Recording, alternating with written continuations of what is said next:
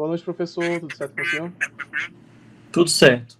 Hoje a gente vai ministrar aqui uma pesquisa de campo sobre o assunto de crimes contra o sentimento religioso, que está presente no artigo 208, composto com o objetivo de compor um artigo científico que será avaliado na disciplina de Direito Penal 3, que está sendo ministrada pela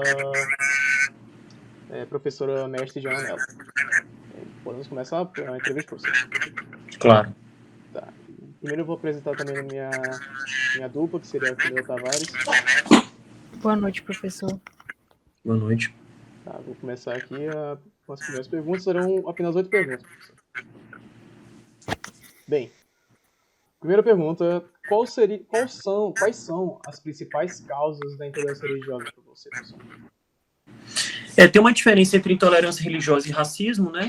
Porque intolerância religiosa diz respeito a uma prática de ódio, mas também um discurso de ódio, mas uma prática de ódio relativamente a critérios mais globais e universais. Mas quando a gente fala em racismo, que é a categoria que eu acho que é mais importante, até porque a Lei 7716 e o Código Penal estabelecem injúria racial e racismo respectivamente, me parece que o racismo ele é uma prática odiosa em face de grupos minoritários incursos lá naqueles núcleos do artigo 20 da Lei 7716. Especificamente no núcleo religião, aí a gente se refere mesmo à religião de matriz africana, né, aquelas que são mais violadas no seu sentimento religioso, enquanto comunidade tradicional, e por isso mesmo é que a gente se refere à ideia de racismo religioso e não à ideia de intolerância. Ok. A segunda pergunta é: como a intolerância religiosa pode impactar a vida cotidiana das pessoas? De diversas formas, porque o racismo ele tem uma racionalidade, uma tecnologia que, fundamentalmente, ele aniquila expectativas, ele impacta na subjetividade das pessoas, impacta na autoestima, impacta na percepção na fruição de direitos, mas, fundamentalmente, o racismo ele é uma tecnologia que anula a pessoa, né, na sua individualidade, na sua dignidade. Então, o racismo ele tem uma perspectiva que é prospectiva, ele aponta para frente. Em que sentido? É que a existência dessa prática criminosa, ela impacta subjetivamente na pessoa para frente, ou seja, nos traumas que ela vai ter a partir daquela conduta, a partir daquele momento. Ou seja, como aquilo vai impactar mais adiante nas suas escolhas, nas suas subjetividades, nas suas, enfim, na sua identidade, na sua personalidade, de modo que o impacto ele é objetivo, material, mas ele é também subjetivo e fundamentalmente emocional. Então é importante pensar que o racismo ele tem diversas facetas. Ok. A terceira pergunta: como a falta de conhecimento sobre as diferentes crenças contribui para a intolerância religiosa? Uma coisa é a falta de conhecimento, outra coisa é o discurso de ódio. Não me parece que é a falta de conhecimento que leva a práticas de discriminação racial por motivação religiosa, mas justamente o conhecimento da existência da diferença e da diversidade, consequentemente a ideia de aniquilá-la, porque o racismo ele emula uma prática colonial, ele reproduz uma prática colonial de aniquilamento do outro, né, da sua cultura e fundamentalmente dos seus valores. Então, esse apagamento do outro, através de um ato que representa uma forma de morte, que é uma forma de violência, ele se relaciona fundamentalmente com essa ideia, né, de que o racismo ele é essa tecnologia que reproduz padrões de sociabilidade, de aniquilamento dos outros, né, a ideia de um inimigo a ser combatido. Então, não é a falta de conhecimento, é justamente o conhecimento da existência da diversidade, da diferença e a necessidade, o desejo de aniquilá-la. Ok. Uma quarta pergunta: você acha que a mídia possui um papel na perpetuação da intolerância religiosa? Sim, tem dois elementos importantes aí. Primeiro porque as redes sociais, elas não são regulamentadas.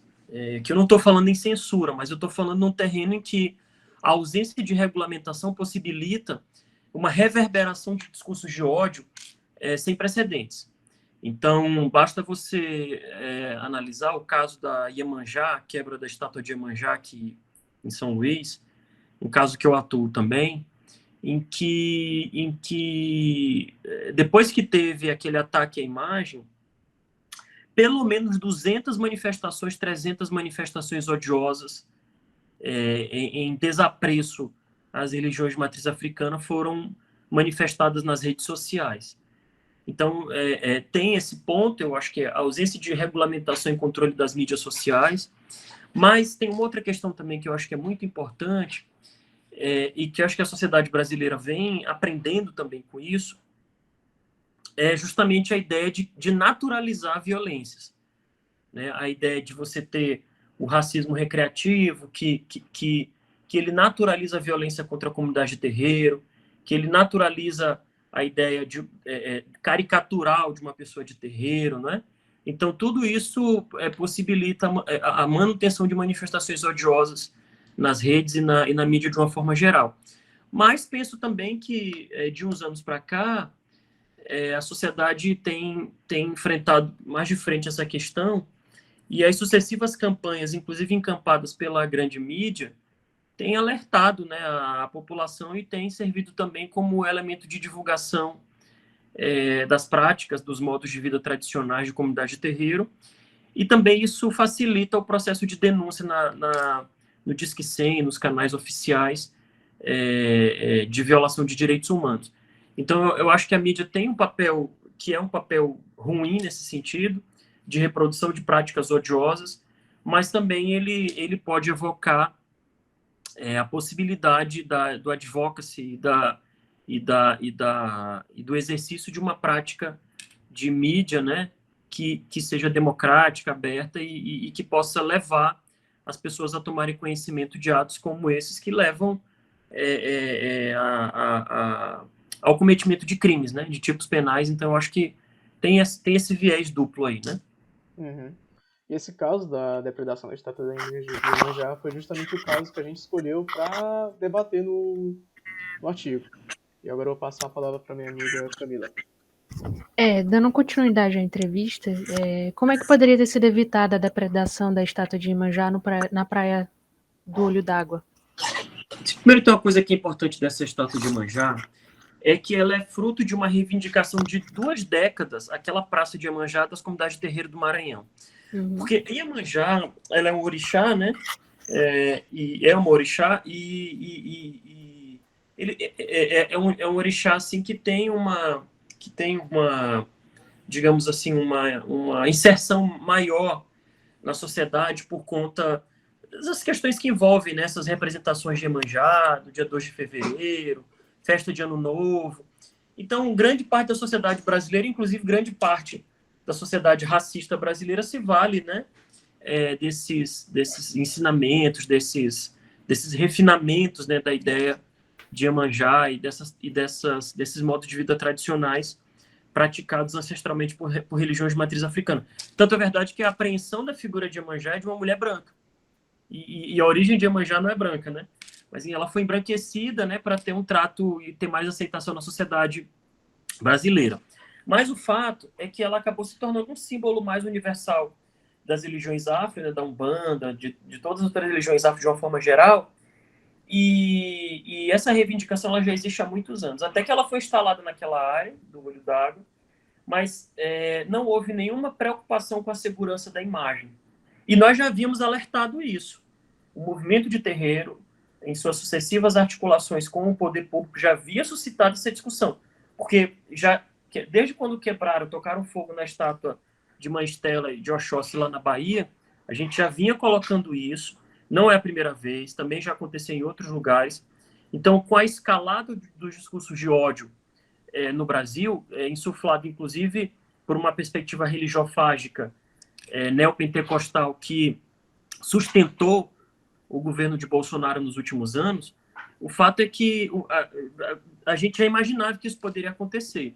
E, para nossa surpresa, aconteceu de forma muito, muito articulada, porque aquela estátua não é uma estátua de cimento, de concreto, e aquela estátua ela foi quebrada no rosto. Então, teve todo um preparo, teve todo um planejamento para subir, não foi só uma pessoa que fez aquilo, mas, para também a nossa surpresa, não teve nenhuma imagem de câmeras em volta. Então, nenhuma câmera de segurança registrou aquele fato criminoso. Então, tem autoria, ou melhor, tem materialidade, mas não tem autoria. Então, o que fez com que o delegado de crimes raciais arquivasse o inquérito policial. Porque não tem indício de autoria, né? Só tem materialidade. Então, não existe, né, crime sem autoria.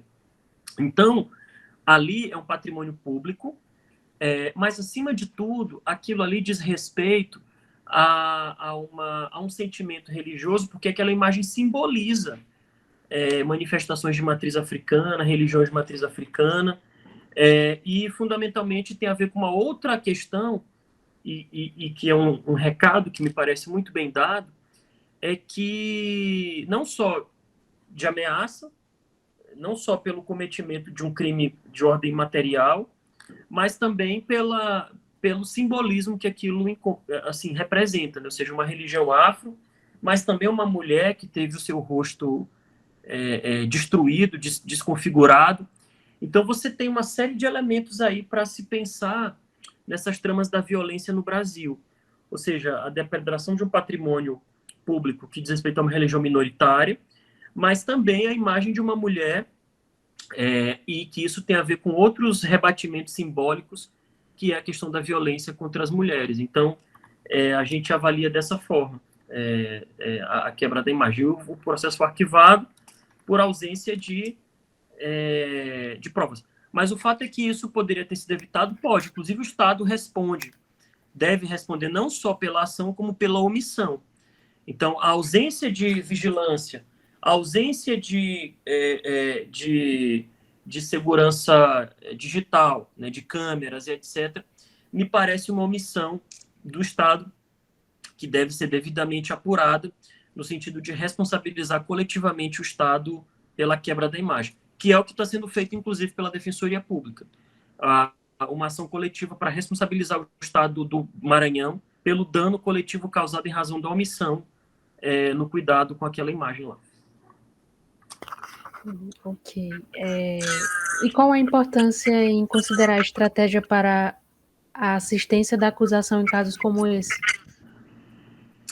A assistência da acusação, assistência de acusação, ela tem um papel importante se a gente for parar para pensar que essa articulação, ela não é só uma articulação criminal. O titular da ação penal está lá, né, e ele pode oferecer a denúncia, ele pode pedir o arquivamento, mas a função do assistente de acusação é uma função muito importante no campo da ação penal pública, porque ele tem mais trânsito que o promotor de justiça. E por ser, por exemplo, no meu caso, uma assistência especializada, e por ser de terreiro também, isso me possibilita ter visões que o agente do sistema de justiça não tem. Ou seja, questões relativamente ao preparo técnico específico, o conhecimento de legislações específicas em relação a direitos de povos e comunidades tradicionais de terreiro, uma articulação diretamente junto às vítimas, isso é uma coisa que o promotor de justiça não tem.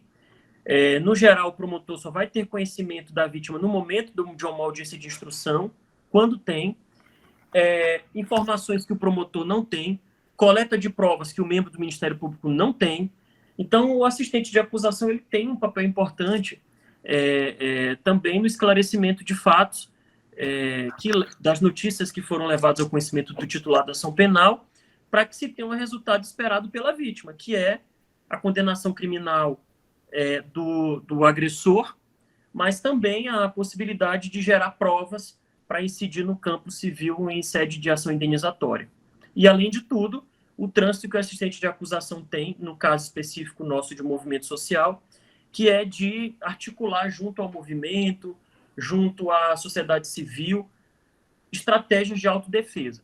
Porque, por exemplo, quando você tem uma ação como essa, não é o promotor que vai lá procurar a imprensa, não é o promotor que vai procurar o movimento social para pressionar o juiz, é o advogado de acusação, é o movimento social. Então, se o assistente de acusação tiver uma boa articulação, ele consegue levar o caso para a imprensa, ele consegue levar o caso para as ruas, dar visibilidade ao caso e, consequentemente, gerar mais possibilidade de convencimento não só do juiz, mas da sociedade no que diz respeito à importância daquela causa ali. Ok. A penúltima pergunta, o senhor já até deu uma respondida em relação ao o que o governo do Maranhão poderia ter feito. Mas eu queria falar mais uma coisa. Em 2022, foi aprovado um decreto número 37761, depois vocês podem olhar aí, que estabelece uma política estadual de proteção dos direitos de povos e comunidades de terreiro. Esse processo legislativo, que foi um decreto, ele foi fruto de uma articulação de mais de 2 anos das comunidades de terreiro, desde 2018. E aí fizeram constar vários paradigmas relativamente à educação, saúde e segurança, uma série de elementos relativos à comunidade de terreiro no Maranhão. Esse decreto, ele existe, é de 2022. Até agora, essa política estadual de proteção não saiu do papel. Então, como eu te falei, a quebra dessa estátua e outras violações de direitos de povos e comunidade de terreiro, não só elas poderiam ter sido evitadas, como o Estado dispõe de um instrumento jurídico, que é um decreto do próprio governador do Estado, para o estabelecimento de uma política estadual. Porque não se combate violência só com lei, só com papel, com instrumento normativo, mas se combate a violência com política. A criação de políticas públicas, a equiparação de instrumentos institucionais. Para vocês terem uma ideia, a Delegacia de Crimes Raciais, e também tem outras atribuições, inclusive crimes agrários, crimes fundiários, ela opera de forma precária.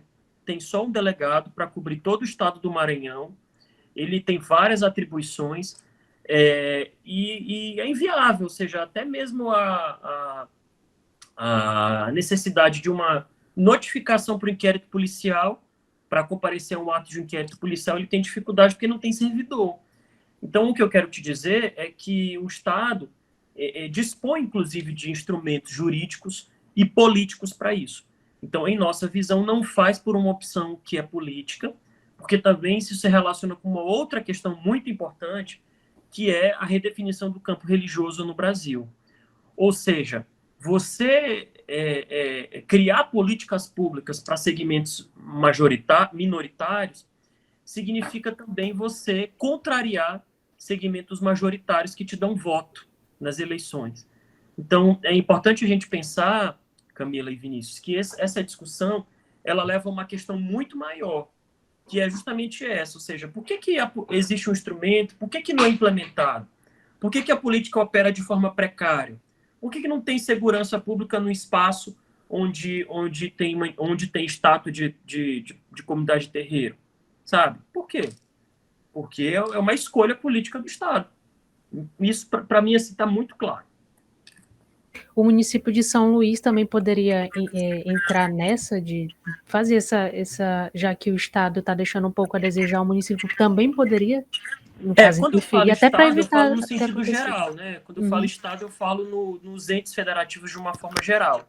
Até porque, segundo a nossa Constituição, lá no... Deixa eu abrir aqui para vocês, no artigo... como eu falei, é importante ver numa visão mais ampla o negócio. A nossa Constituição, lá no artigo 3º, estabelece o princípio da solidariedade, a vedação de discriminações odiosas, e ali não é um recado, é uma determinação aos entes federativos. Então, me parece que esse é um dever fundamental dos entes federativos de uma forma geral. É claro que tem suas atribuições do patrimônio, inclusive, esse caso de Iemanjá, há uma divergência sobre o patrimônio, se é estadual ou se é municipal.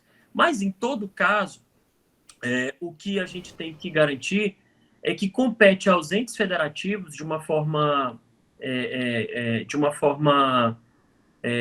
se não concorrente, mas comum, a zelar pela guarda do patrimônio público. Está lá no artigo 23, inciso 1 da Constituição.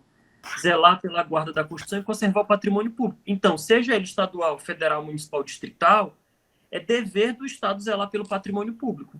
E se o Estado colocou essa estátua lá em homenagem às comunidades de terreiro, atendendo a uma reivindicação das comunidades de terreiro, ele tem que protegê-la. Perfeito.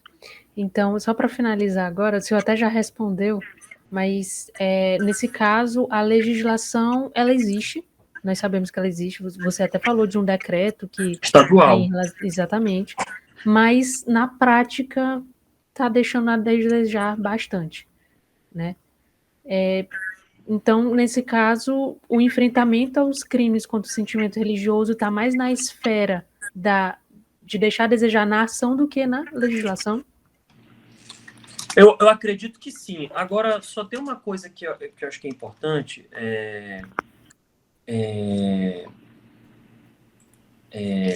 Camila, é que, na minha visão, esse crime contra esses crimes que estão sendo praticados, né, contra as religiões de matriz africana, é muito mais do que um crime contra o sentimento religioso, cuja punição é de apenas detenção.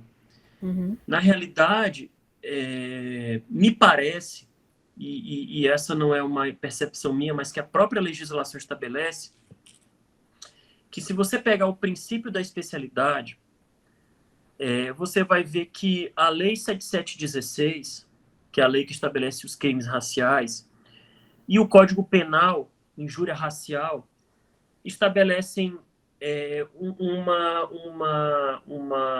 definição específica, seja de injúria racial qualificada por motivação religiosa, seja o racismo praticado por motivação religiosa. Então, do ponto de vista da perspectiva do direito, técnica, me parece que esses casos extravasam a legislação no que diz respeito ao artigo 208 do Código Penal. Me parece que eles extravasam esse elemento, eles podem até atuar em concurso, mas em termos específicos, me parece que a legislação que regulamenta o crime de racismo na Constituição, que é a Lei 7716, né, porque o entendimento atual é que há uma equiparação entre injúria racial e racismo, é que se trata de racismo ou de injúria racial e não de violação do sentimento religioso. Entende? Porque existe esse marcador social da diferença. Afinal de contas, a gente está tratando de uma modalidade criminosa que tem a ver com um discurso de ódio e não apenas um vilipêndio, não apenas um escarnecimento. E mais que isso, se relaciona a uma prática que tem uma profundidade, uma camada a ser acrescentada aí, que é justamente práticas religiosas, ancestrais de comunidades mediadas por esse sentimento religioso, de comunidades tradicionais, certo? Que estão para além do mero sentimento religioso. Aqui a gente está falando de algo que é existencial.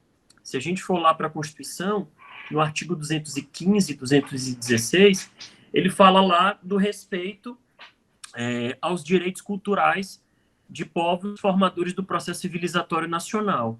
E é dessa forma que a gente tem que ver as comunidades de terreiro. Repara que em momento algum eu estou falando de religiões de matriz africana, eu estou falando de comunidades de terreiro que são mediadas por religiões de matriz africana. Porque aqui eu me refiro a comunidades tradicionais. É como comunidades quilombolas, comunidades indígenas, ribeirinhos, quebradeiras de coco. Ou seja, o sentimento ele é religioso aqui, ele é coletivo. Ele não é individual.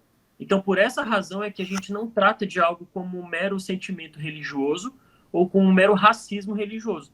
Aqui a gente está falando de algo que é mais profundo, que é a vedação de práticas religiosas, o apagamento, o silenciamento de comunidades negras, de comunidades que têm a sua ancestralidade negra e, consequentemente, a gente está falando mesmo de racismo, tá? Então, isso é importante a gente assinalar, porque esse artigo 208, ele não existe. Ele é um artigo que tem uma baixa densidade normativa quando a gente fala de religiões de matriz africana. Então, a gente está falando mais de questões que envolvem injúria racial qualificada pelo item religião ou racismo, né, a discriminação racial lá da Lei 7716, porque efetivamente são crimes específicos, né? Então, se você tem uma lei geral, uma lei específica, o princípio da especialidade se aplica à lei específica. Porque eu reitero, né, a ideia do racismo, a ideia da discriminação racial, ela se vale de um marcador social da diferença, que não existe como critério biológico, que é a raça, mas que existe como marcador social da diferença, para aniquilar, subjugar, retirar direitos e, fundamentalmente, sustentar privilégios daqueles que figuram no lado majoritário da relação social. Perfeito. Era só isso mesmo, as perguntas. Eu queria agradecer, né, por ter disponibilizado o seu tempo para nos responder. Até já me deu algumas ideias aqui de como conduzir um pouco o artigo com algumas questões que o senhor trouxe, que eu não tinha realmente parado até para dar uma analisada melhor, que realmente quando a gente para pensar no caso da estátua de Iemanjá, a gente associa mais, de fato, com o racismo do que com um simples crime contra o sentimento religioso. Sim. Então, foi bastante esclarecedor. Isso vai ajudar bastante na nossa pesquisa. Eu quero muito agradecer ao senhor por ter disponibilizado o tempo, por estar aqui com a gente. Tudo certo. Ficou à disposição aí. Acompanhe as nossas redes. Veja os nossos artigos lá no Qualis, está um pouco no Lattes. A gente fala sobre isso em muitos momentos aqui. Tá? Então, além da atuação como advogado, né, nos casos, eu sou professor e atuo dentro desse segmento aqui no Maranhão, que é a questão do racismo religioso. Perfeito. Aí eu queria também até falar que quando a gente estava pesquisando, a gente realmente não encontrou nenhuma ação penal no caso, porque eu, por exemplo, não sabia que não tinha nenhuma câmara de segurança, não tinha identificado os... Não tem ação penal porque nem inquérito conseguiu concluir pela autoria. Justamente. Perfeito, professor. Muito obrigado por disponibilizar seu tempo. Isso foi uma pesquisa muito boa, muito esclarecedora. Muito obrigado e tenha uma ótima noite. Fico à disposição. Um abraço. Até a próxima. Professor. Muito obrigado.